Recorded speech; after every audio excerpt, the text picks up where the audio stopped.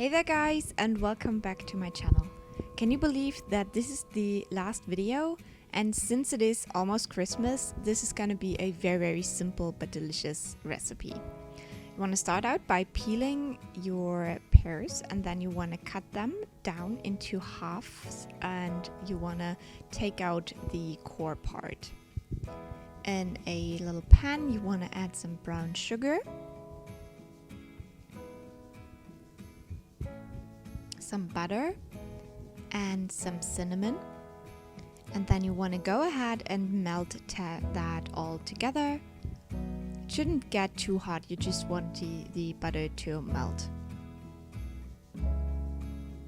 When it's all combined completely, you want to go ahead and place the pears in a little baking tray, and then you pour the butter mixture on top and bake these with 200 degrees Celsius for 20 to 25 minutes, and in between you can just pour a little more of the sauce over them so they get this kind of caramelized crust. Then you want to place them on a plate with some vanilla sauce and you're ready to enjoy. I used store-bought vanilla sauce and it tasted really good. You can make it cold or hot. But yeah, this is just a wonderful dessert.